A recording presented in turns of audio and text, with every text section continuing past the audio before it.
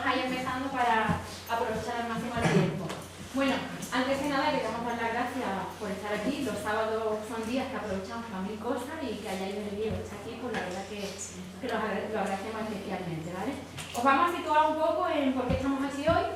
Esta actividad de hoy pertenece a una programación que hemos hecho conjunta durante esta semana, que hemos puesto el nombre de Semana de Reflexión por los Animales y la Naturaleza, y la hemos organizado entre 4 organizaciones, de las cuales algunas de ellas estarán hoy en la mesa que tenemos posterior.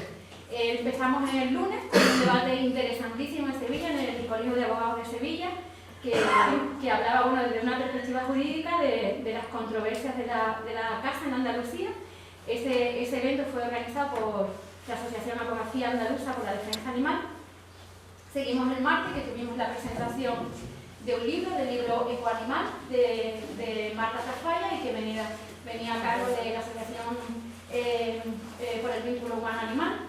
Continuamos el jueves pasado, que tuvimos un videoforum, también en Sevilla, con 2 proyecciones, el documental Containers, muy interesante, lo recomiendo, y un segundo corto que es 73 grados, ¿vale? Y hoy pues cerramos esa semana que os hemos comentado, que bueno, yo aprovecho y me voy a permitir para dar las gracias a los compañeros que hemos desarrollado toda esta semana, porque creo que nos hemos coordinado muy bien, que a pesar del exceso de trabajo hemos disfrutado, ¿no? Yo creo, estamos contentos y bueno, espero que se den otras ocasiones como esta, ¿vale?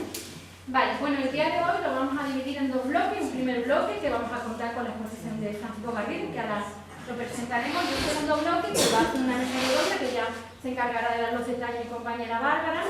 Y bueno, antes de presentar a Paco, sí queríamos un poco, nosotros como colectivo, pues dejar un poco sobre la mesa el porqué de nuestro interés en este encuentro y un poco cómo es nuestra visión acerca de precisamente esos 2 movimientos, ¿no?, tan importantes que son el ecologismo y el animalismo. Nosotros somos un colectivo animalista, pero sí es cierto que sentimos también como tal el movimiento ecologista como nuestro, ¿vale? Entonces queremos aprovechar precisamente al hilo de que el martes pasado se presentó, como os decía, un libro que es Ecoanimal, que es este, que os recomiendo a todos, ¿vale? Se llama Ecoanimal, una estética plurisensorial, ecologista y animalista, de Marta Tafalla, como he dicho antes. Bueno, pues si nos permitís, y un poco para dejar constancia de cómo es nuestra visión como colectivo y qué pretendemos, entre otras cosas, estando aquí hoy, pues vamos a leer un párrafo con el que nos sentimos muy identificadas, ¿vale? Y dice así: soy plenamente consciente de las diferencias entre la concepción ecologista y la animalista, porque vivo en ese territorio de encuentros y desencuentros que a menudo experimento como un conflicto interior. Pero también creo necesario el diálogo y el consenso, porque está en juego cómo proteger este planeta y la vida que lo habita en una situación de catástrofe. No tengo la respuesta a muchas de las divergencias entre ecologistas y animalistas, y soy consciente de cuánto puedo equivocarme y de cuánto podemos equivocarnos todos, en problemas que son muy complejos, pero sí creo que necesitamos trabajar juntos. Por eso estamos, al menos por nuestra parte, aquí hoy, ¿vale? Y ya, pues nada, para no perder más tiempo, vamos a presentar a Francisco, que también tenemos que dar las gracias porque es la segunda vez que contamos con él. Cada vez que le hemos pedido su colaboración ha sido instantánea, sin ninguna pega, amordándose a todos, y bueno, nos parece un orgullo por nuestra parte contar con una persona con la experiencia que tiene él, los conocimientos que tiene él. Él nació en Sevilla, doctor en Filosofía del Derecho y Filosofía Moral en la Universidad de Jaén. Tiene una trayectoria en cuanto a ecología importantísima, con muchísimas investigaciones, entre otras con líneas como la ética experimental, la ética ecológica, la ecología política, la teoría de la decisión pública y diseño institucional de políticas públicas ambientales y de salud. Y algo que me ha gustado mucho es que investigando por ahí, Francisco, he visto que tienes un deseo científico. Y bueno, un deseo que ojalá se vea cumplido, me alegraría muchísimo, y es que él desea una teoría unificada de las ciencias sociales que englobe a las actuales ciencias de la cultura y de las ciencias de la naturaleza. Te dejamos todo el tiempo para ti, ¿vale? Muchas gracias.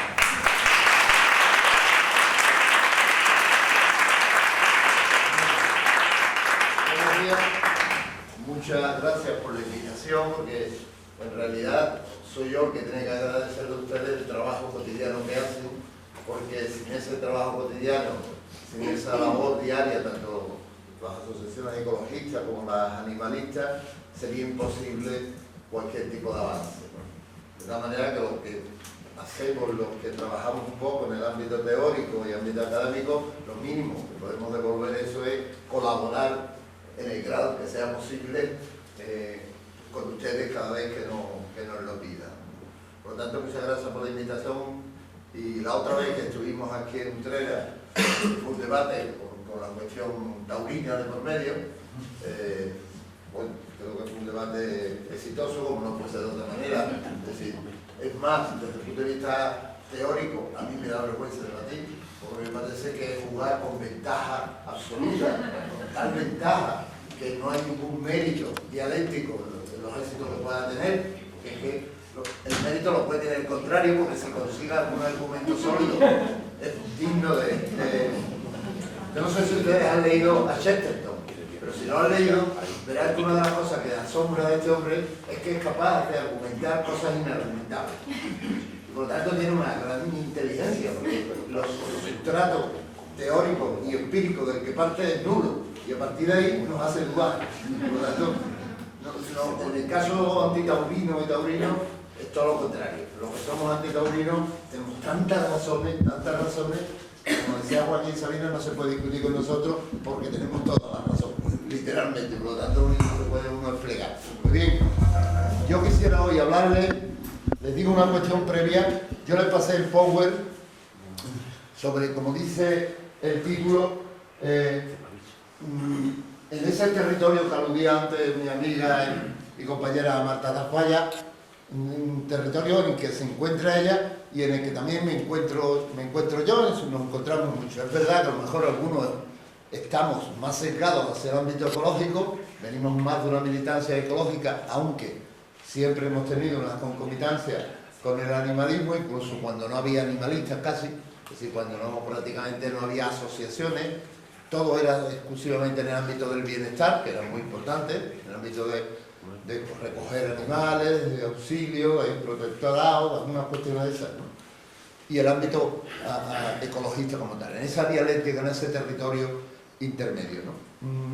Les digo exactamente que brevemente voy a intentar situar las ventajas que hay en la cooperación, no las ventajas competitivas, sino las ventajas cooperativas que tiene para el movimiento animalista y para el movimiento ecologista y en general para nuestra especie, para la vida y para el bienestar de todos los seres vivos, que haya una colaboración no solamente práctica, que parece evidente, sino que haya también una colaboración cognitiva, que podemos decir, sí, que partamos o podamos compartir escenarios de visión del mundo muy similares o por lo menos no contrapuestos de ninguna manera. Les digo una advertencia previa antes de entrar, que como siempre en este ámbito uno discute y tiene la duda de hasta dónde llegar, en el ámbito de la supuesta divulgación, pero ustedes sois gente que ya tienen una formación evidentemente en el tema y no es divulgación de primera mano, ¿no? Exclusivamente en el ámbito de hasta dónde llegar en una charla de este tipo. Yo voy a hacer dos cosas.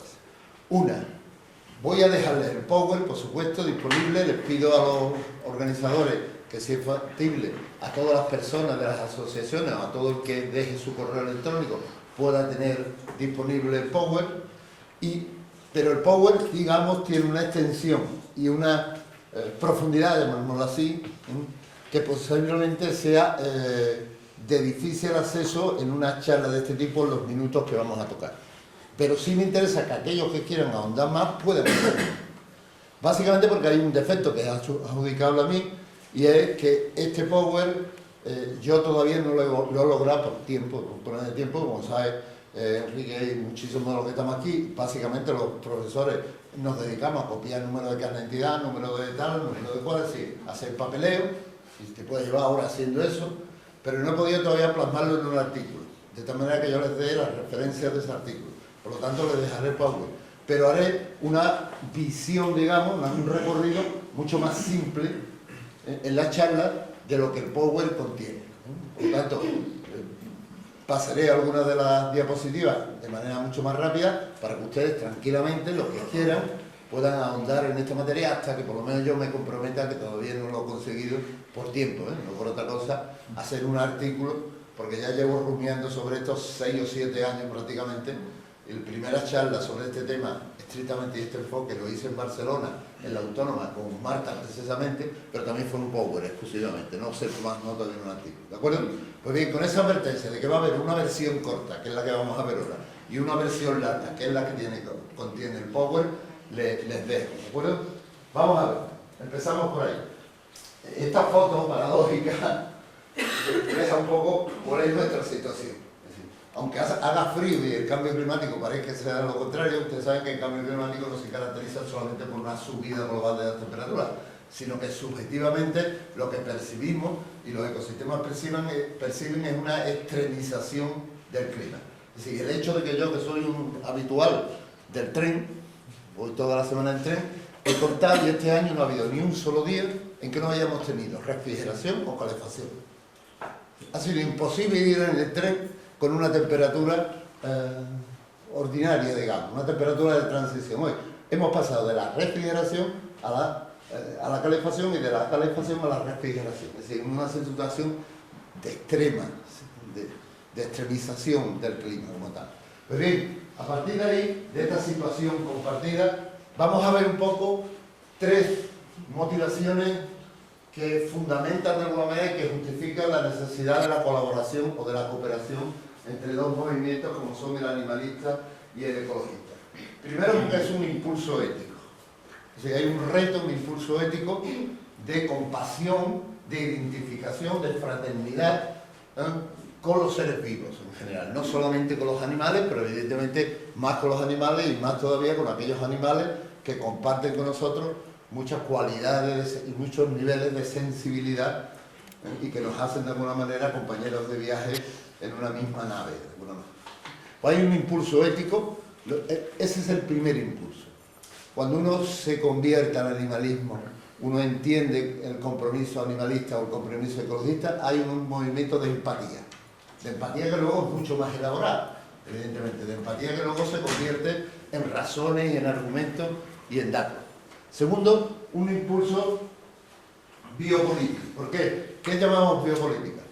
Vivimos en una era que ya definimos como biopolítica, donde la categoría fundamental, la categoría política fundamental es la vida. ¿Y por qué es la categoría fundamental la vida? Porque la vida está en peligro, las formas de vida que precisaron que su existencia se desarrolla, y en segundo lugar, porque la vida es manipulable, es decir, porque ya tenemos toda una tecnología que es capaz de alterar y modificar sustratos muy íntimos, muy ínfimos de cualquier tipo de proceso biológico. Por lo tanto, se convierte en un proceso productivo y al mismo tiempo en un reto de supervivencia. Ese reto biopolítico implica que ningún escenario futuro que sea favorable a los intereses y a las demandas animalistas será factible sin un escenario futuro que sea sostenible. Y ningún escenario sostenible será factible sin un escenario de respeto de derechos de bienestar animal. Es verdad que la condición ecológica es condición de posibilidad y la condición animalista es condición de probabilidad. Es decir, podríamos imaginar un mundo no animalista sostenible, pero no podemos, no hay muy pocas probabilidades de que tal cosa sea factible. De que si no somos capaces de tener empatía, compasión y reconocimiento, porque la matriz del pensamiento que ha dado lugar al modelo actual de crisis ecológica es también la misma matriz que constituye un muro insalvable que distingue una diferencia inconmensurable entre el mundo humano y el mundo de la animalidad.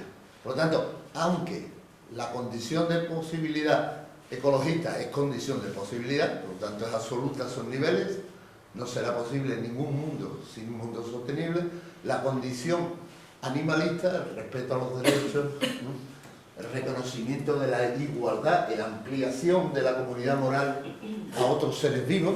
Tengan en cuenta que el gran reto de la ética ecológica es una ampliación diacrónica y sincrónica.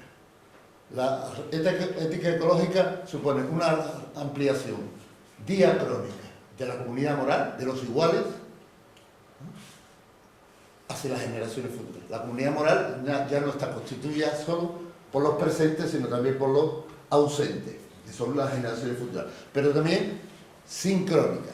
¿Por qué? Porque supone el reconocimiento de otras formas de vida, de otras especies, la solidaridad interespecífica como una condición de los iguales. Cuando sacamos el proyecto Gran Simio, cuando se logró dar algunos avances de reconocimiento, ¿qué es lo que hablábamos en el proyecto Gran Simio? Ampliando las fronteras de la igualdad, de las fronteras de la comunidad moral comunal. ¿De acuerdo? Por tanto, hay ese impulso político y, por último, un impulso por la supervivencia. Ese impulso por la supervivencia, que es un instinto de especie, de cualquier especie, incluso de cualquier individuo, decía Bergson, que todo lo que existe persigue una cosa, que es durar. Que es durar, ¿no?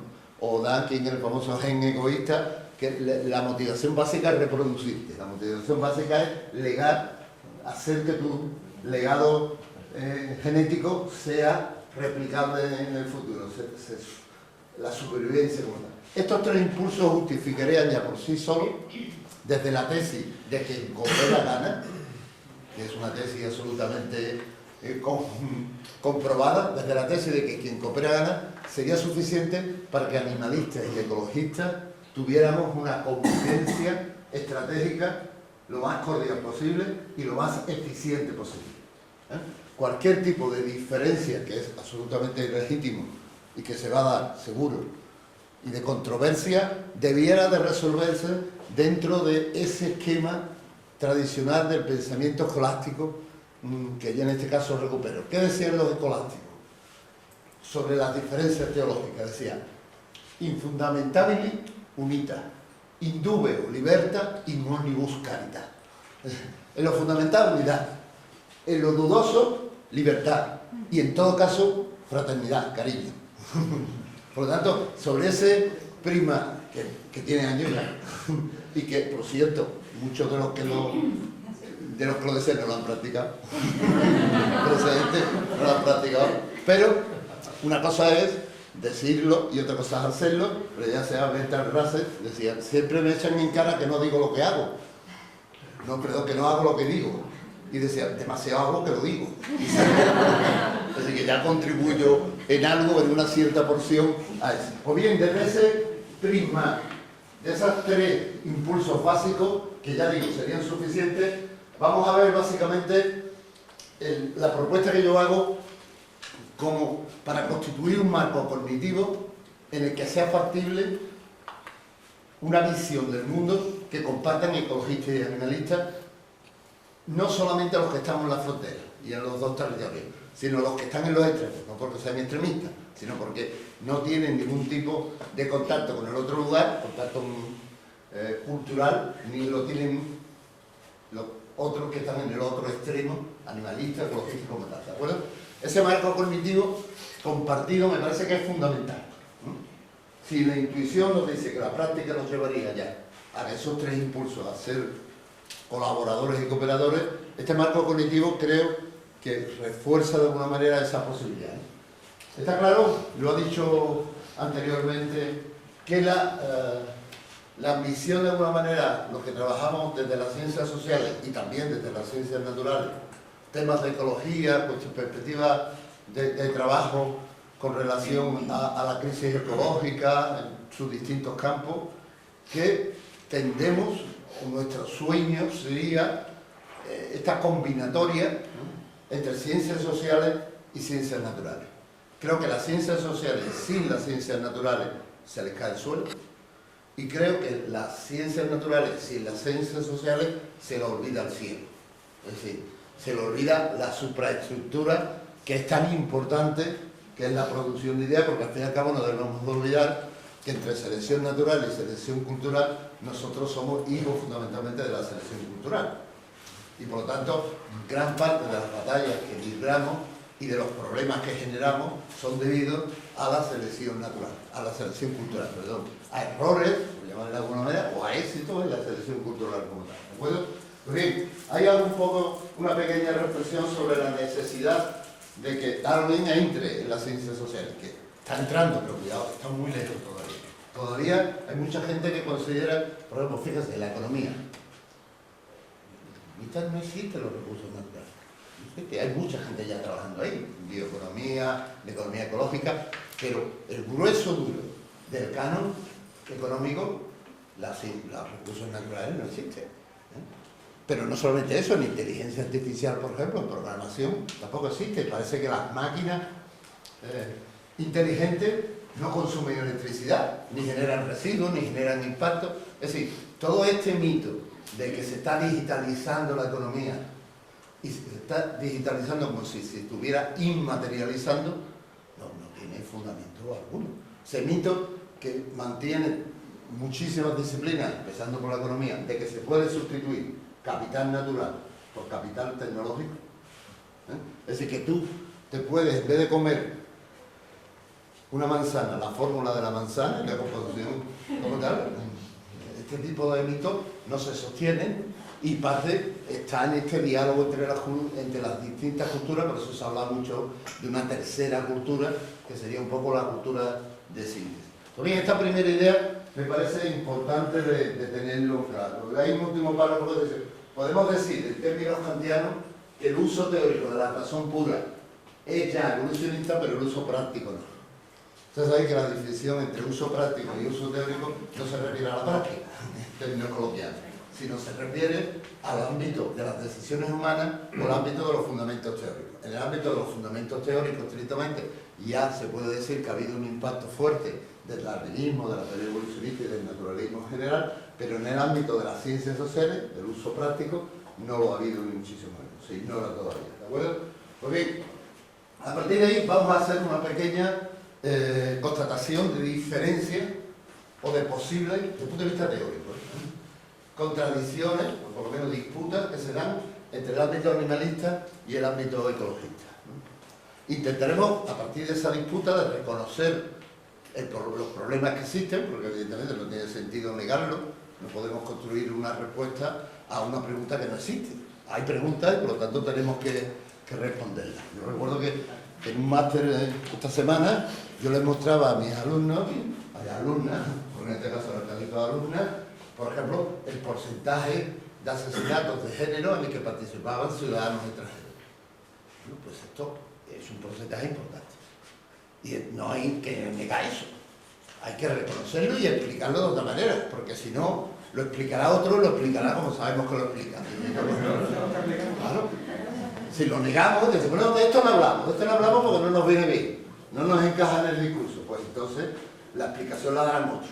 Y no será precisamente la explicación más científica, ni la aplicada. Acabamos de sacar un manifiesto en Ciencias Sociales precisamente contra esas explicaciones, lo firmamos ya 2.600 personas, explicando que no es verdad muchos de los datos que se dan. Pero claro, eso en parte es un vacío que se rellena porque se niega la evidencia y porque no se quiere afrontar el problema. Pues bien, ahí situamos un conjunto de problemas que básicamente es una tríada de dificultades.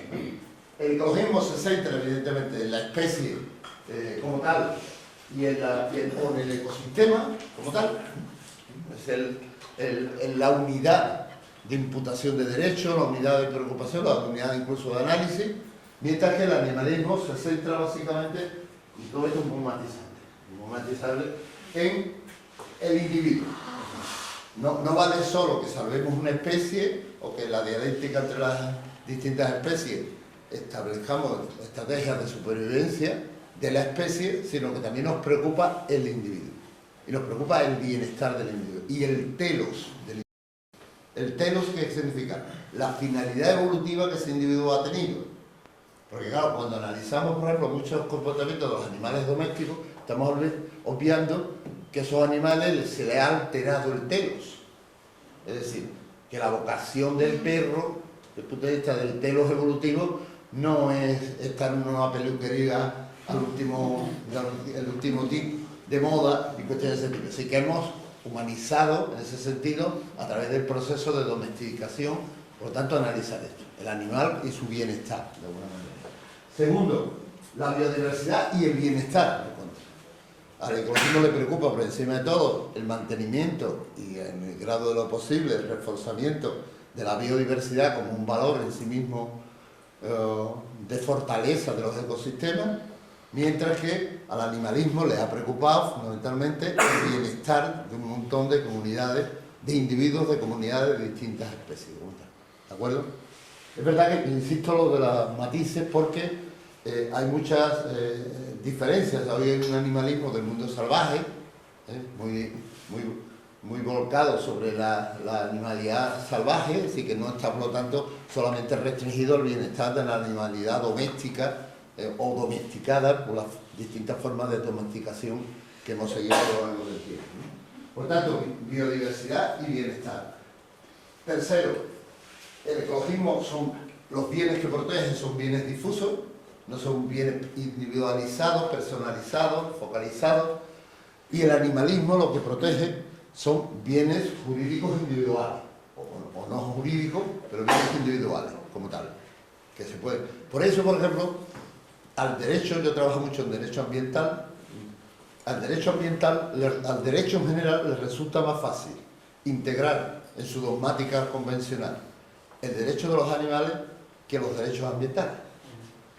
Porque la dogmática jurídica convencional te dice, bueno, pues, con la analogía del ser humano, ahora considero a tales individuos parte también como bienes jurídicos, su vida, su protección, pero claro, cuando hablamos de un lago, cuando hablamos de un río, cuando hablamos de un ecosistema, cuando hablamos de la atmósfera, cuando hablamos del aire, ya estamos hablando de entidades que no son individualizables y que son muy interrelacionables. Es cierto que esa integración en el derecho convencional, en la dogmática del derecho convencional, del derecho a los animales, supone un cierto trastorno fuerte. ¿Por qué? Porque entendemos siempre que derechos y personas solamente son las personas racionales, pero es verdad que tenemos ahí puentes de transición que nos han servido, cuando hemos explicado los derechos de los menores, los derechos incluso del nasciturum, los derechos de las personas que tienen un alto nivel de incapacitación mental. Todo este tipo de entidades no tenían la cualidad de las sensibilidades cognitivas, de las facultades cognitivas, de la racionalidad, y sin embargo le hemos buscado perfectamente un hueco en el campo jurídico para hacer protegibles los derechos como tales. ¿De acuerdo? Y ahora veremos cómo eso lo hemos utilizado de alguna manera en el debate jurídico y político, y ha sido muy importante. ¿Vale? Pues nos situamos ahí, en ese marco de posibles contradicciones. Luego en el debate y luego los debates que tengamos pueden salir más, podríamos haber cortado la tijera de manera más fina, podríamos haber hecho mejor, pero mejor en el sentido de más extenso el conjunto de controversias factibles en el ámbito entre ecologistas y animalistas. Bien, a partir de ahí quiero demostrar que el enfoque que planteo puede acabar con algunas de las supuestas inconsistencias que se plantean desde el mundo animalista y ecologista, especialmente desde el animalista. Y cuando digo las inconsistencias no me estoy refiriendo talmente a que sean realmente contradicciones en el discurso, como que son armas arrojadizas que se envían contra el discurso animalista y ecologista, pero básicamente contra el animalista, desde las posiciones antropocentrísticas, excluyentes, fuertes, duras, de alguna manera, ¿no? ¿Sí? Básicamente cito estas seis, que son la simetría entre derechos y obligaciones. Esto es lo mismo con los ecosistemas que con los toros o con los simios. ¿Cómo podemos entender que hay en una entidad un sujeto que tiene derechos pero no tiene obligaciones? ¿No? Eso no es posible. Esto es lo que dice Fernando Savater, que es muy gracioso pero poco consentido. Yo me río mucho con esto. Que es muy ingenioso, ¿no? Escribe muy bien y tal, pero que él y la lógica están reñidos. Nunca ha dado clases de lógica ni le preocupa la lógica. Lo ha dicho él, ¿no? Que no le preocupa ese tema. ¿De acuerdo? Segundo, el antropomorfismo de los derechos. Es decir, ¿por qué extender como instrumento humano, estrictamente, al ámbito natural, ya sean animales, ya sean ecosistemas, una figura que es una producción exclusiva de la selección cultural humana, como son los derechos, como tal? Tercero, la transitividad de los derechos. Este es un argumento terrible, terrible porque lo hizo alguien al que yo admiro profundamente, que es Fran de Waal, el primatólogo, que me ha enseñado a mí muchísimo, el gran apologeta de los bonobos, pero que parece que tenía problemas con la experimentación. Que él creía que el gran simio le iba a prohibir experimentación observacional nada más. Y entonces, el argumento era el siguiente: si concedemos derechos a los simios o los perros porque se parecen a los humanos en una cierta porción, comparten con los humanos, y los humanos comparten una cierta porción de similitud, tanto genética como conductual, como de diferentes tipos, con los cerdos, y los cerdos al final llegamos a una amiba, prácticamente, que también es una persona humana. Como si se pudiera realmente hacer esa operación de transitividad entre los derechos. Cuarto, la diferencia interespecífica. Es decir, las especies contienen singularidades y lo que estamos nosotros es llegando a esa singularidad. Lo digo nosotros, yo el animalismo lo cogimos como tal, ¿no? Quinto, la finitud de los recursos morales. Esto hay, especialmente en Estados Unidos, una corriente de pensamiento que me viene a plantear lo siguiente. Tenemos un volumen de sentimientos buenos y si intentamos ir más allá, acabamos deteriorando la capacidad de empatía con los más próximos. Es decir, si nos dedicamos a querer mucho a los de Nueva Zelanda, terminamos no queriendo a los de nuestro pueblo, porque yo tengo un volumen, una especie de termodinámica moral. Con lo cual, los recursos morales, es decir, la empatía está limitada. Y por lo tanto, esto diría que la mentalidad popular está muy divulgada. La idea de que la señora mayor de los gatos no quería a los niños. Esta señora que de siempre han existido en nuestros pueblos, en nuestras ciudades, que cuidaban los gatos, que los alimentaban, pues estas eran las que odiaban a los niños. Esto es mentira, una leyenda urbana, ¿no? Pero en el fondo de esto estaba esa idea. Quiere tanto a los gatos que se olvida de los... Yo recuerdo que Iñaki Pérez Beotaegui, uno de los dirigentes históricos de ETA, pues se salió hace muchísimos años, que fue condenado en el Consejo de Guerra de Burgos, decía, él cuidaba tenía un pequeño patio en la prisión, pues no lo dejaban salir, estaba aislado, y cuidaba mucho los gorriones. Y dice que los funcionarios le decían de vez en cuando, mucho los gorriones, pero los guardias civiles. Usted se preocupa por los gorriones, pero no se preocupa por los guardias civiles. Sí. Pero claro, de ahí a que si uno quiere los gorriones y no quiere los guardias civiles, hay un salto ilógico, no es lógico, pero que puede ser muy consistente aparentemente en la argumentación.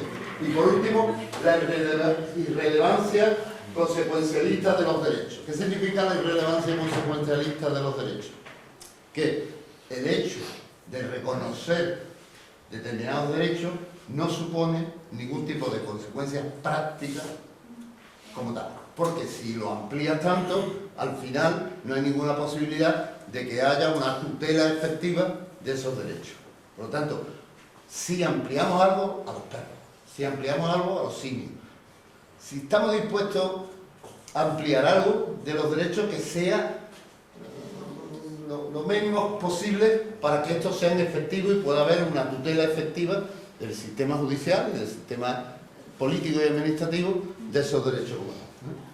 Todo ese tipo de argumentos que podremos rebatir uno a uno, ya lo he rebatido en parte al representarlo ridículamente, que no es un truco dialéctico, tú lo estás presentando, pero en realidad lo que estás ridiculizando, con lo cual al ridiculizarlo ya estás cargando.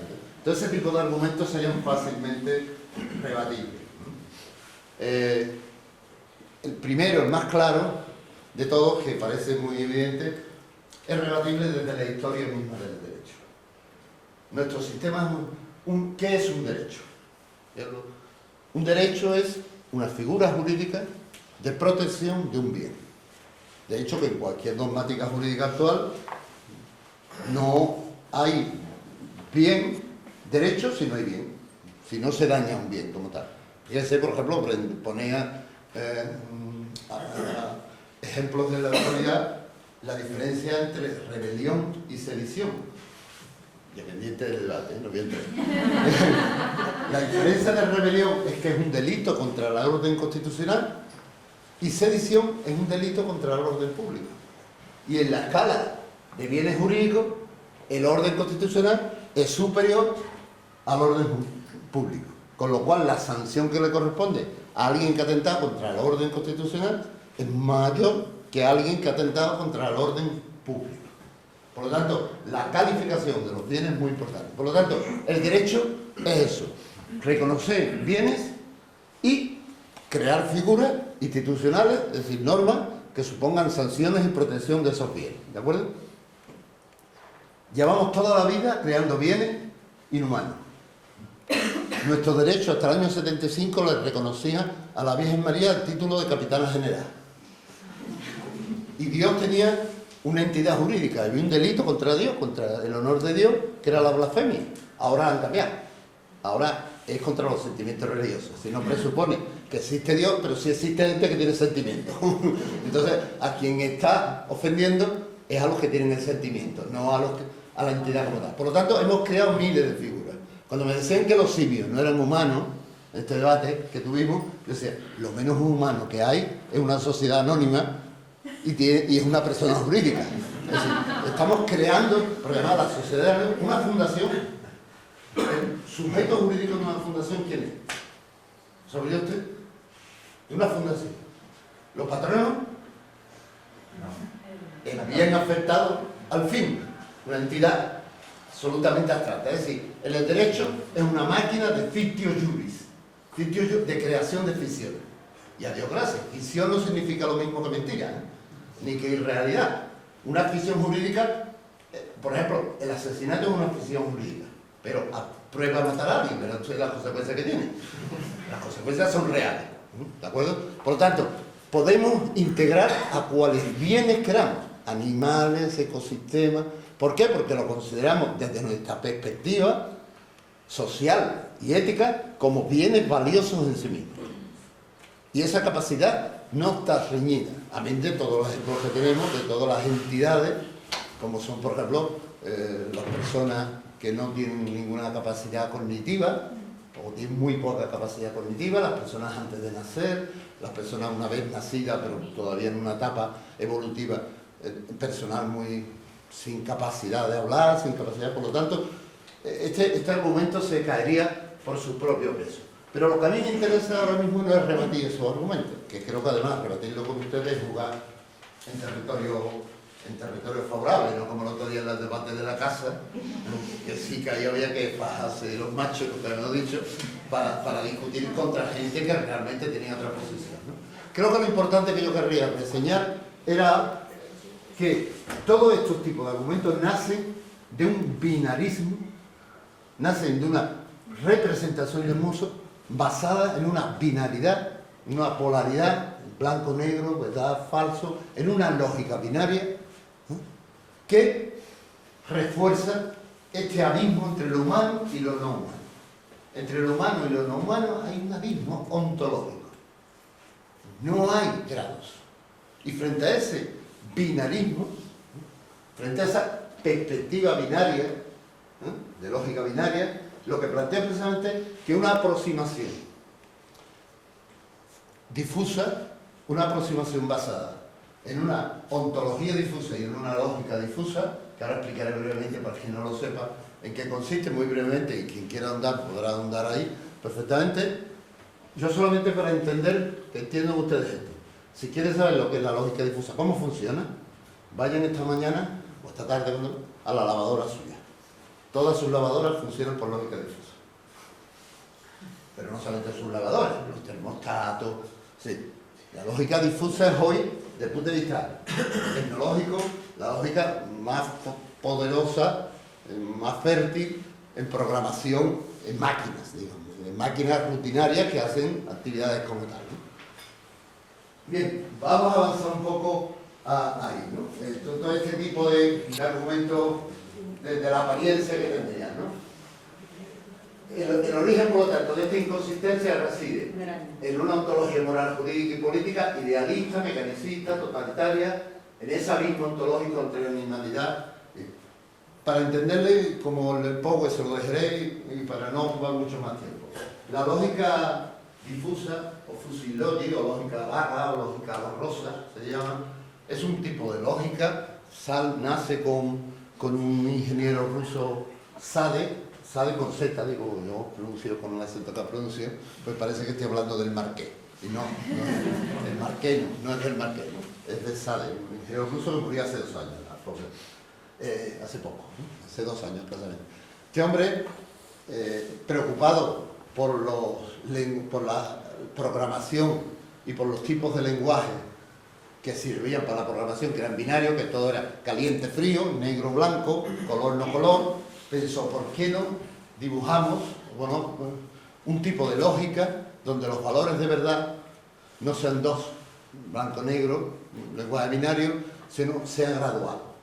Y podamos graduar del 0 al 1, una escala casi infinita, de verdad-falsedad, de blanco o negro, y de esa manera podríamos graduar estados de respuesta de las distintas máquinas, de los distintos procesos, mucho más ajustados a cómo gradúa nuestro propio lenguaje y a cómo queremos que las cuestiones, a las operaciones que queremos que la máquina realice. ¿De acuerdo? Por lo tanto, si afrontamos una lógica difusa y entendemos que la comunidad moral es la comunidad biótica, lo que hay son diferencias de grado y de función, pero no diferencia absoluta. No es blanco-negro, humano, inhumano, miembro de mi especie, no miembro de mi especie, entidad individualizada con sujetos a los que atribuyen derechos o entidades difusas. Entendemos, construimos una categoría que va más allá exclusivamente del ámbito de la binaridad, de la bipolaridad. Todo el tema y todo el desarrollo, verán ustedes si entran en internet, hay muchísimo desarrollo en lógica difusa. Yo de hecho fui miembro de un grupo, de los primeros que trabajó en lógica difusa. Me acabé retirando del grupo de distribución cuando era por una razón, y es porque todas eran preocupaciones en máquinas. Claro, yo estaba preocupado de otras cosas. Me preocupaba mucho la programación de tal tipo de máquinas, ¿no? Pero si miran ustedes verán que hay una profunda y extensa literatura sobre la materia, a pesar de que todavía hoy es mucho menos. Lo que propongo es esto: para resolver las inconsistencias aparentes, para potenciar un marco cognitivo como un animalista y ecologista, es necesario afrontarlo desde una lógica difusa, desde una ontología difusa, de una ontología naturalista. Por ejemplo, si uno analiza la diferencia entre un ecosistema y su entorno, verá que hay un ecotono, es decir, que hay toda una serie de graduaciones entre ser parte de ese ecosistema y no ser parte de ese ecosistema. Que podemos decir, esta arboleda es parte de ese ecosistema, ¿en qué grado? La lógica difusa nos permite graduar el grado de pertenencia, porque en el origen el trabajo de este hombre era sobre los conjuntos difusos. Porque la teoría general supuso una revolución con respecto a la teoría de conjuntos convencionales, ¿no? Frente al conjunto, con los conjuntos convencionales, donde tú eras o no eras miembro de un conjunto determinado. ¿Estabas fuera o estabas dentro? Pues bien, esta concepción difusa de la realidad me parece que es la mejor y la más vigorosa respuesta que podemos dar desde el punto de vista cognitivo, claro está, porque desde el punto de vista práctico, político, está claro que la colaboración y la cooperación es mucho más eficiente que cualquier tipo de controversia encallada en los aspectos que nos diferencian, la que mejor nos puede servir para comprender y para potenciar un marco cognitivo donde no nazcan ya siquiera este tipo de dudas, este tipo de controversia, este tipo de antagonismo. Me parece esto muy importante para entender las posibilidades que hay de ir resolviendo en su matriz, no solamente resolviéndolo en la vida práctica, que es muy importante, en la colaboración diaria, en la colaboración estratégica, la controversia entre animalismo y ecologismo. Por ejemplo, ¿por qué se nos plantean cuando atribuimos derechos y se nos dicen a animales, caso de Gran Simio, porque fue paradigmático desde el punto de vista de la controversia pública, y se nos dice, ¿le va a dar usted libertad de voto a los animales? A los simios. Bueno, tampoco le doy libertad de vuelo a los hombres. Quiero decir, los derechos están en función de los bienes, y los bienes están en función de una graduación específica de funciones. Por lo tanto, pero sí le voy a dar libertad, es decir, derecho de bienestar, derecho de mantenimiento del hábitat, derecho, es decir, la libertad cuando son animales salvajes, toda una serie de libertades y de derechos de bienes que se pueden proteger en función de los bienes que teleológicamente, desde el punto de vista evolutivo, que su telos representa y significa como tal. ¿De acuerdo? Ahí, en esa graduación, se diluye la idea de ¿tienes derecho o no tienes derecho? Como si fuera un corpus cerrado, donde hay un conjunto de derechos que tienen que ser adjudicados a todos, sea cual sea el telos, la función que el animal tiene. Y lo mismo pasa, evidentemente, con el caso de los ecosistemas y con cualquier tipo de atribución de derecho ahí. Mi tesis es que la comunidad moral, desde este punto de vista, es la comunidad biótica. Es decir, que todos los seres vivos son miembros de la comunidad moral. Y lo son en grados distintos. Desde esta lógica difusa. Lo son en grados distintos. Y ahí distingo más adelante, lo verán ustedes, para ver mejor. Aquí les explico brevemente todo el tema de lógica difusa, pero si quieren verlo, ser miembro de una comunidad moral es poseer derechos, es decir, bienes valiosos en sí mismos, dignos de ser protegidos. La comunidad moral es un instrumento cognitivo de la especie humana para proteger bienes valiosos para la especie. La instrucción básica de la comunidad moral es la justificación cognitiva de la necesidad social de la prohibición, es decir, de la necesidad de establecer restricciones. ¿Por qué hacer solamente nosotros obligaciones? Porque somos los únicos que podemos dañar. ¿Por qué no tienen obligación los animales? Porque no tienen la posibilidad de dañar. Pueden dañar, pero no intencionalmente. Entonces, los únicos que pueden dañar intencionalmente somos nosotros. Por tanto, somos los únicos que podemos tener restricciones. Toda comunidad moral es decirle a la gente humana qué es lo que no debe hacer y por qué no debe hacer. No qué es lo que debe hacer solamente, sino básicamente qué es lo que no debe hacer. ¿Cuáles son los límites de la acción? ¿Hasta dónde llega la posibilidad de la acción? ¿Y por qué solo los humanos? Porque son los únicos que tienen la capacidad intencional, reflexiva, de ejecutar daño. No es que el animal no ejecute, no pueda dañar al ser humano u otros animales.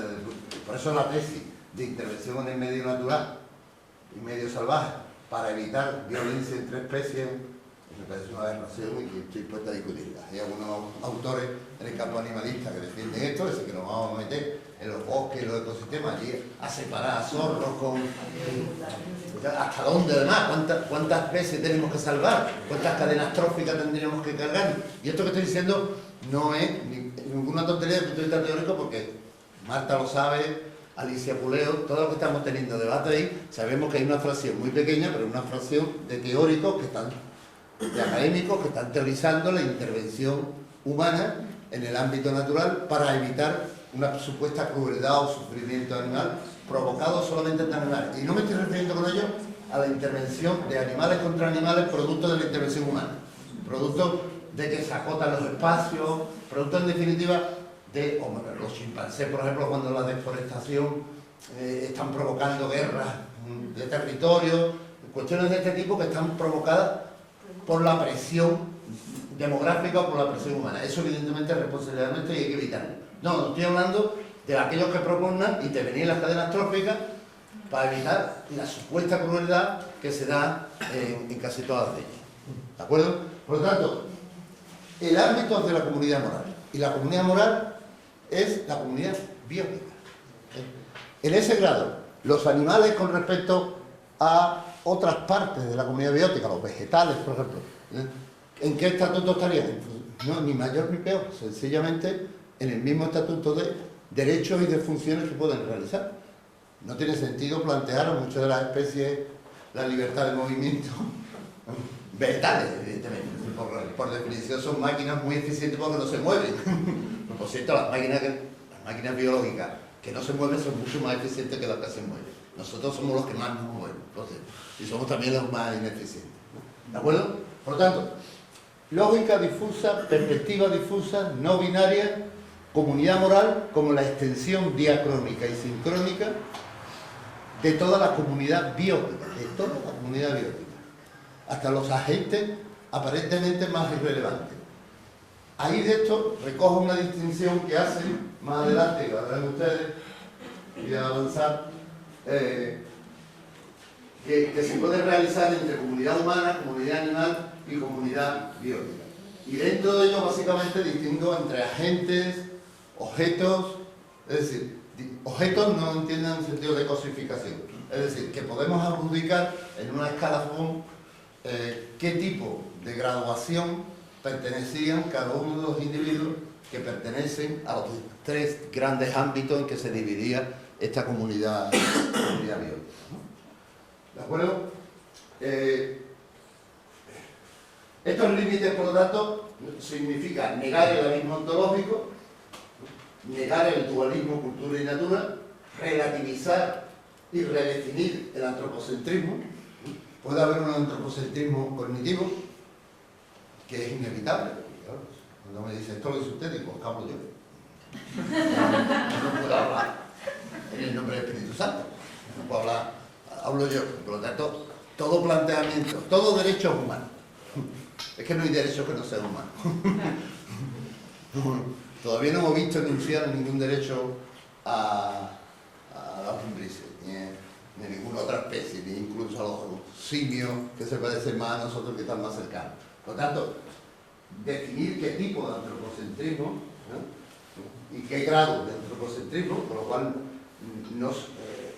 una de las contradicciones que nos decía que tenemos y es que atribuimos derechos humanos, que son inventos nuestros, claro, si es que son instrumentos nuestros, entonces tenemos que controlar nuestra intervención en el medio y tenemos que regularla. Y desde esa perspectiva, pensar la idea de un animal entre animales, de comprender lo común en lugar de realizar continuamente lo diferente. Yo creo, por ejemplo, nosotros hablamos mucho en agroecología de tres principios cognitivos: la etomímesis, la biomímesis y la neuromímesis.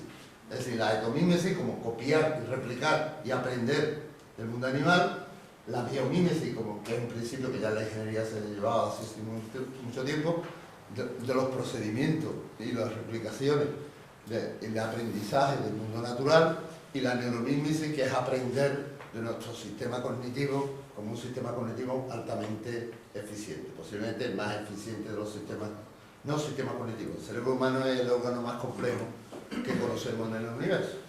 Entendida la complejidad, como densidad conectiva, y no hay ningún otro órgano que tenga una densidad conectiva de ese volumen, es de 9 elevado a 10, la mayor densidad conectiva que conocemos, ¿no? Pues aprendamos cómo organiza, cómo funciona, ¿no?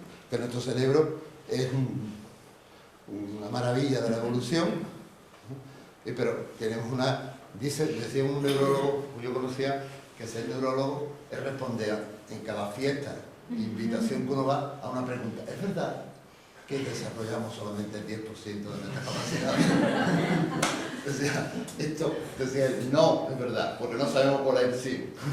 Sí, como no sabemos cuál es el 100, no podemos cuantificarlo en el 10%, pero es cierto que es un órgano que tiene unas posibilidades y unas capacidades evolutivas, y que de hecho ha tenido tales capacidades que la crisis ecológica es el producto del éxito que ha tenido adaptativo. Somos capaces, pero producto de ese éxito adaptativo. Marta el otro día, Marta Tafalla, situaba en 50.000 años, ya lo situó en 10.000.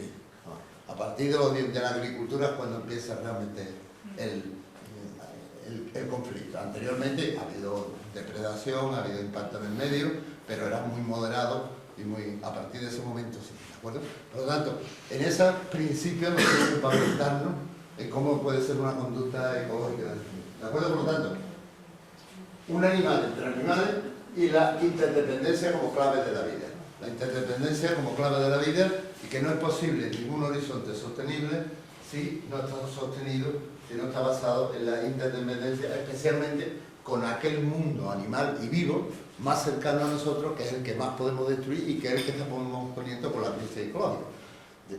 El peor de los inviernos nucleares no acabaría con la vida en la Tierra, acabaría con nuestra forma de vida en la Tierra y con las formas de vida que hacen posible. Pero claro, el animalismo en gran medida es un mecanismo de refuerzo de esa solidaridad en el núcleo duro de la vida, donde la vida es posible, la vida humana es posible, con aquellos animales, con aquellos ecosistemas más cercanos y que son más imprescindibles desde el punto de vista de nuestra propia supervivencia. Bien, esta visión ecológica de los derechos, que ya se lo he apuntado, podrán verla ahí más tranquilo, el derecho a los animales, respondiendo un poco cada una de las controversias que hemos ido desarrollando.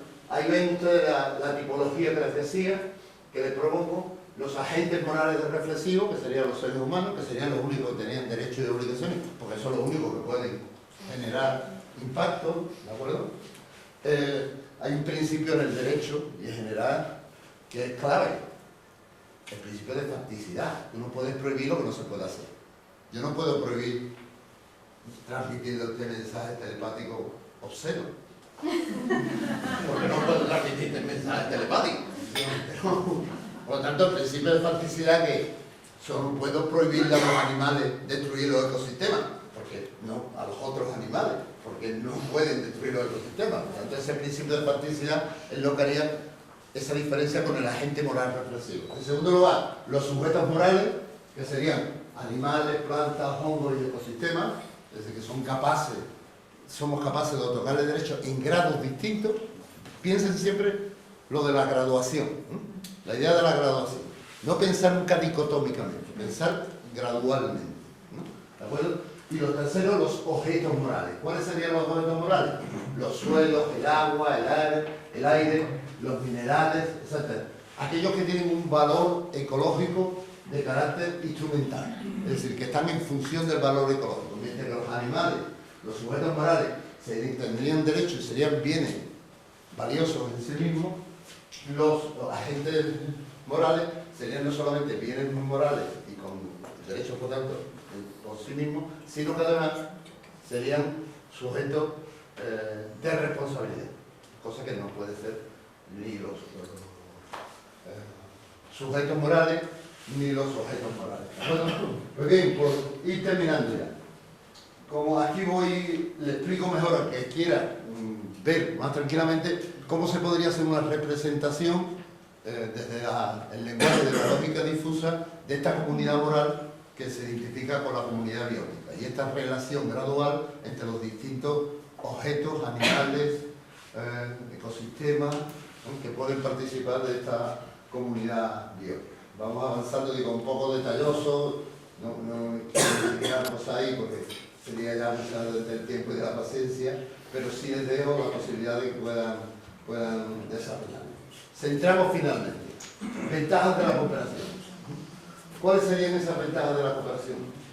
He distinguido dos tipos de ventajas. Yo me he centrado básicamente, primero en las cognitivas, porque es la que más me preocupa, es la que más trabajo, y la que creo que es la matriz de la que luego surgen todas las demás, pero la he distinguido a efecto de este resumen entre estratégicas y cognitivas. ¿Qué digo? ¿Qué entiendo por ventajas estratégicas? Aquellas que tienen que ver con la interacción, ¿no?, con los otros sujetos, con los otros colectivos, ¿no?, que mantienen otras opiniones distintas y que son muchos, y que son la mayoría, y con el mismo establishment, que todavía es un establishment tanto científico como político como jurídico, muy reacio a la aceptación. Fíjense incluso en el lenguaje cotidiano, los que hemos trabajado aquí sabemos mucho de eso, con la actividad política, cuando se habla de la ecología, del medio ambiente, es una coletilla, dice, ir respetando el medio ambiente. Como si uno pudiera hacer cosas, programar todo, y finalmente, y un respeto, y respetando al medio ambiente, o respetando el bienestar animal. La relación está construida sobre el bienestar, es la relación en sí misma. Yo les escuchaba hoy a Teresa Rivero precisamente una frase que me gustó, aunque no creo que sea real. Decía, el medio ambiente ha pasado de ser un ministerio más hacer como el Ministerio de Hacienda, que es el ministerio que tiene que dar visto bueno a todo. Bueno, ojalá. Ojalá. El Ministerio de Hacienda está encima de todo y tiene que controlar, por supuesto, los presupuestos de todos, por lo mismo, ¿no? Pero esto no es así. Bueno, por lo tanto, las estratégicas y las cognitivas. Básicamente, resumo cada uno de los capítulos, de los ítems. Primero, la fuerza motivacional. Creo que el ecologismo, que el animalismo, dota de una fuerza subjetiva, motivacional, muy poderosa al ecologismo. Y eso lo podemos ver, lo saben los que hemos leído cosas de este tipo, en la participación por género.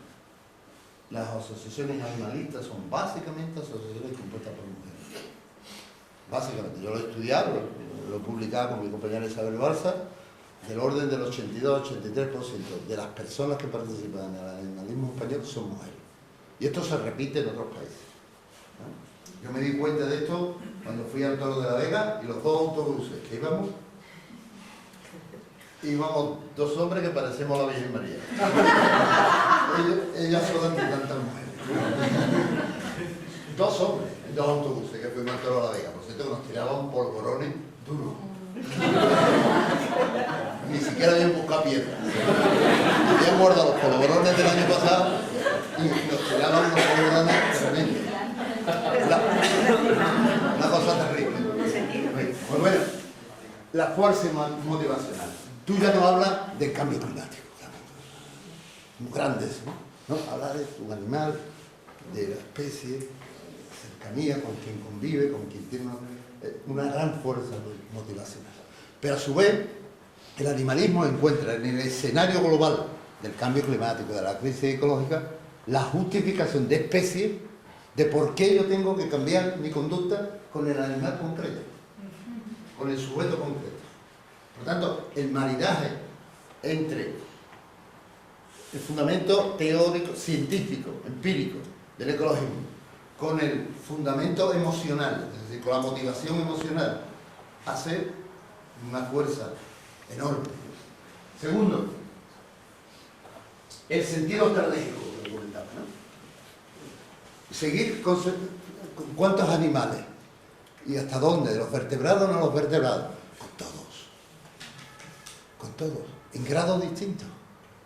¿Claro? No me voy a preocupar igual por la lombriz que por el perro, por el simio.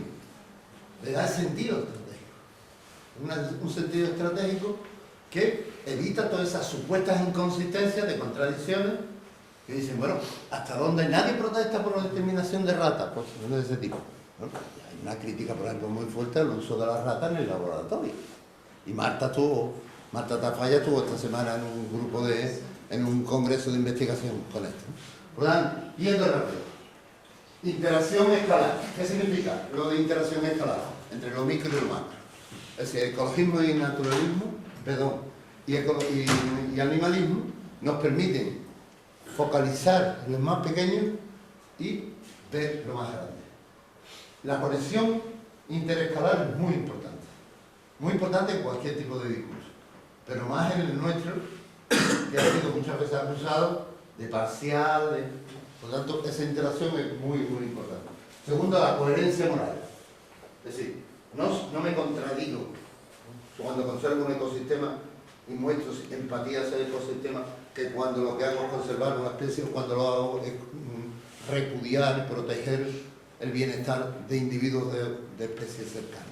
Le da mucho más fuerza. Cuarto, la imaginación democrática. Esto es muy importante, nos llevaría mucho tiempo, pero lo explico. La democracia es las decisiones y la igualdad de todos. Y la participación, las decisiones, en pie de igualdad de todos los individuos. ¿Qué ocurre? Le podría poner un ejemplo del matemático biólogo de Novak, que ha hecho un experimento con juegos, teoría de juegos, se llama Cooperating with Future, es decir, cooperando con el futuro, que muestra cómo la toma de decisiones democráticas es la única metodología que puede permitir tomar decisiones que tengan en cuenta los intereses de las generaciones futuras y de otras especies. La representación. En el mundo animal y los ecosistemas Y los animales son comunidad silente. No pueden hablar. Tienen, en términos de Hirschman, salida pero no voz. No tienen voz.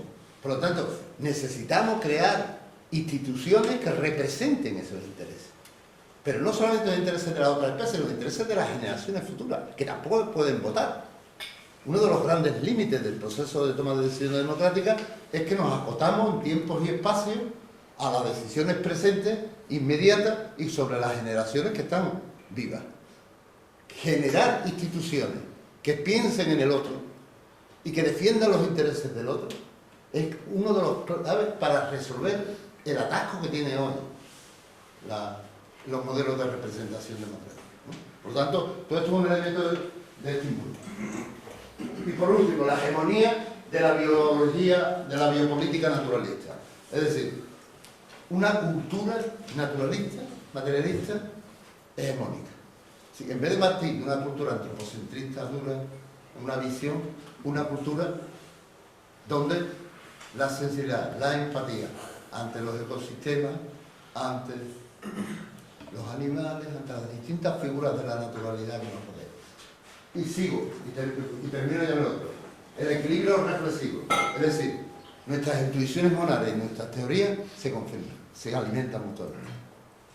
Lo que para nosotros es una intuición moral y ha estado ahí. De hecho, el animalismo ha estado ahí muchos siglos antes del animalismo.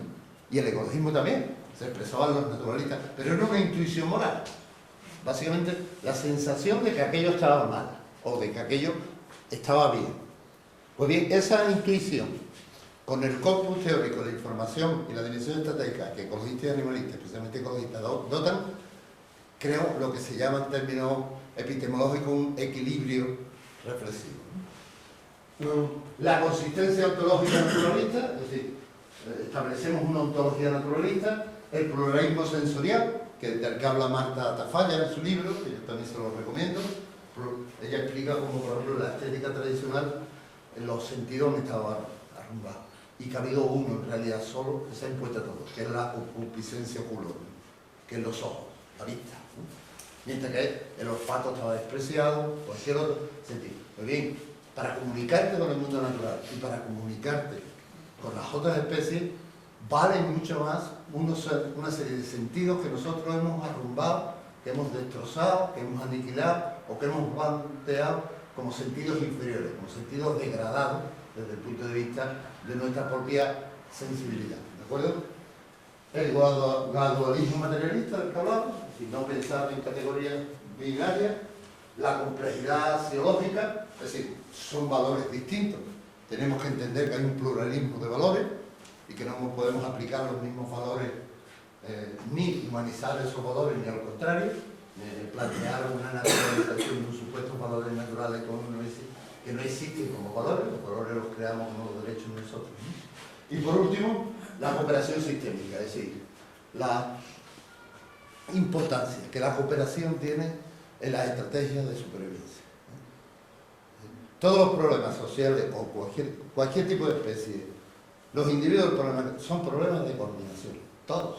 Por eso nosotros hablamos de una entropía social, una entropía política, una entropía metabólica. Problemas de cooperación. ¿Cuáles son las formas más eficientes que hemos encontrado de resolver los problemas de coordinación? Cooperando.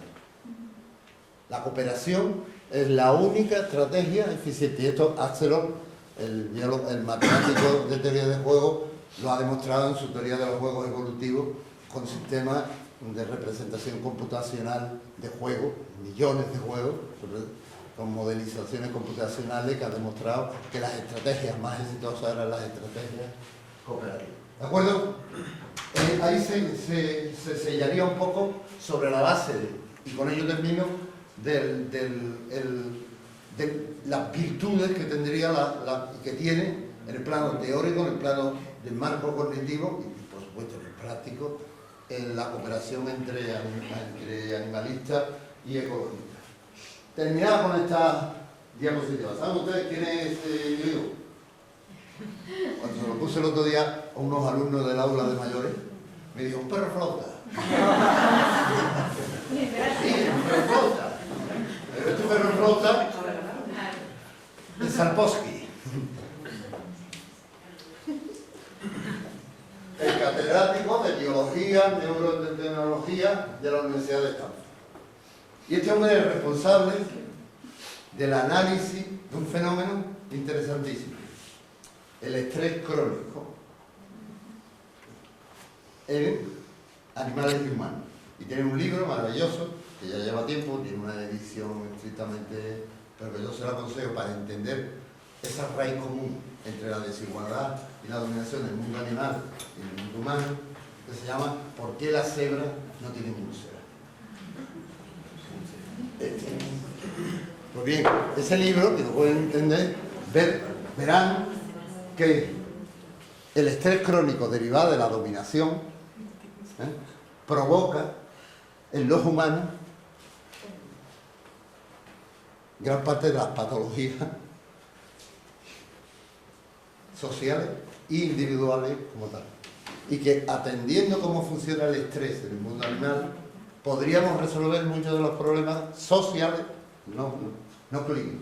De hecho, hay una revista, posiblemente la más importante ahora mismo en salud laboral, que se llama Work and Stress, Trabajo y Estrés, que explica que uno de los grandes problemas que se están viendo en el mundo industrializado, desarrollado, en el mundo laboral, de la salud laboral, gran parte de las patologías se derivan de las desigualdades y de los sistemas de dominación provocados por el estrés crónico. Oye, si alguien podemos representar, hay bastantes ya, ¿no? Pero este simbiosis entre ecología, animalidad y sociabilidad, yo les recomiendo que lean a Sapolsky, que tiene más cosas además, es un hombre prolijo y sigue teniendo pinta de perro flauta. Nada, muchas gracias.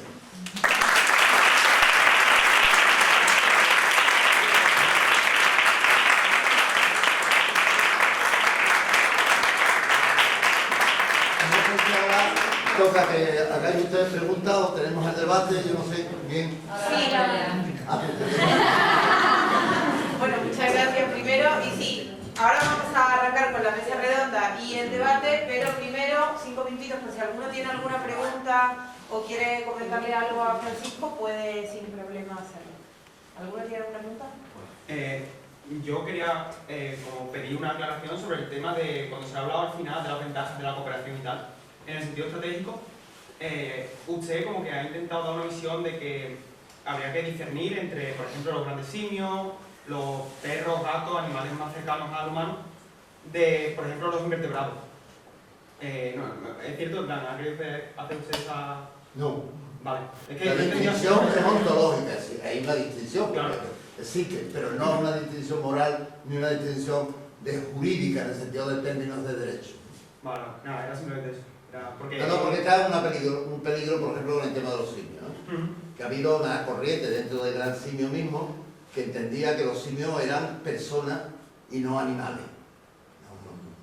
Por lo tanto, querían que son personas en el sentido que son personas también los animales, en el sentido que personas es una figura jurídica que no tiene ningún tipo, por la cercanía genética y evolutiva a nuestra especie, ¿no? Ni muchísimo menos. Es verdad que hay cualidades de los grandes simios que, por ejemplo, los simios saben contar, pueden aprender a contar, incluso pueden aprender a hablar, no hablar por la lengua que tienen, pero sí pueden aprender el lenguaje de los sordomudos.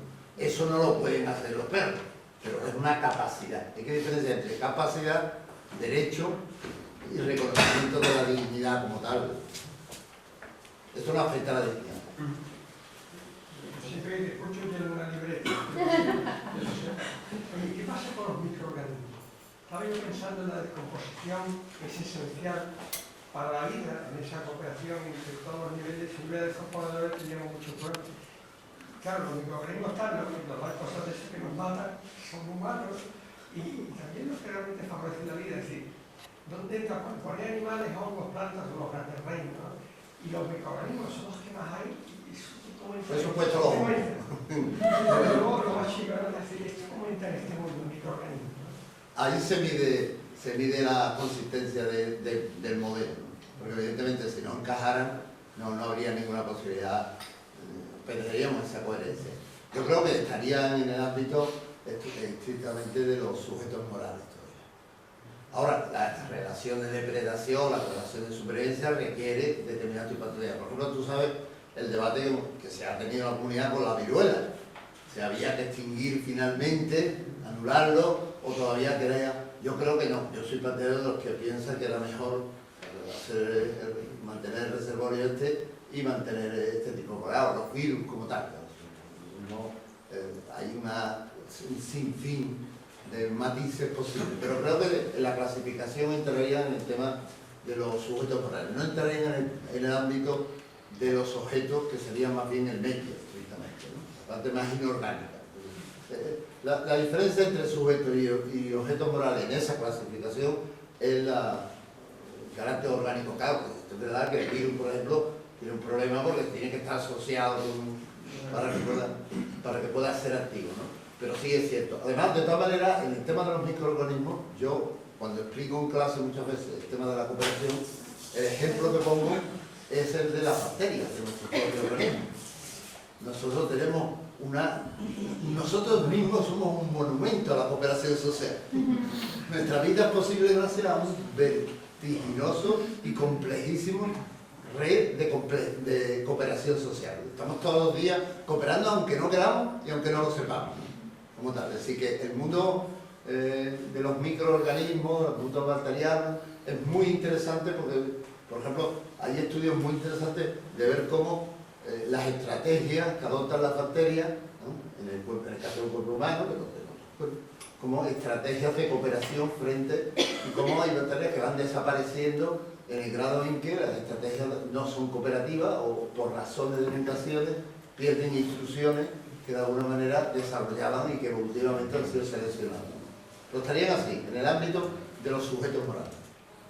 ¿Alguien más? Yo, relacionado con esto que está hablando, me iba a decir una parte, a mí me ha preocupado sobre todo esto, que bueno, lo primero decir que me ha encantado escuchar, que me aclaran muchas cosas.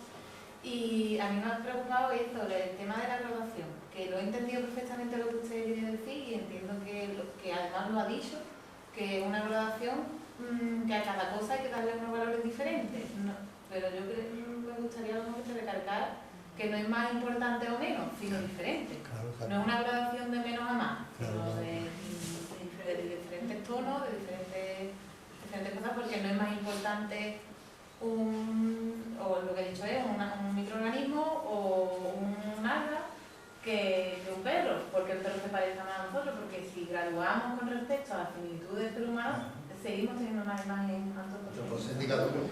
Bueno, pero no solamente eso, es que incluso desde el punto de vista del criterio de la supervivencia de la especie, el perro sería mucho menos importante que muchas de estas bacterias.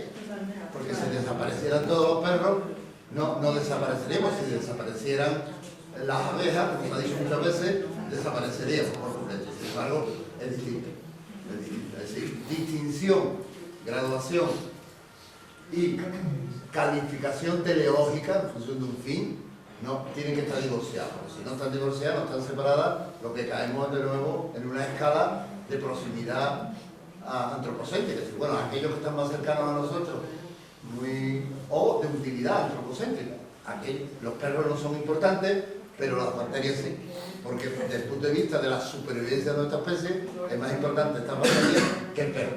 Por lo tanto, ni la utilidad ecológica, ni la proximidad antropológica pueden ser criterios morales. Esto es fundamental para distinguir estos tres niveles que le he dicho, porque si se convierten en criterios morales, automáticamente estamos construyendo un universo de antropocentrismo duro y excluyente, volviendo a repetir. Vale, pasamos ya a la mesa. Igual la idea de la mesa, Francisco, si quieres vos puedes sentarte acá. Y si quieren ir pasando los cuatro que van a estar en la mesa, la idea de la mesa un poco es que también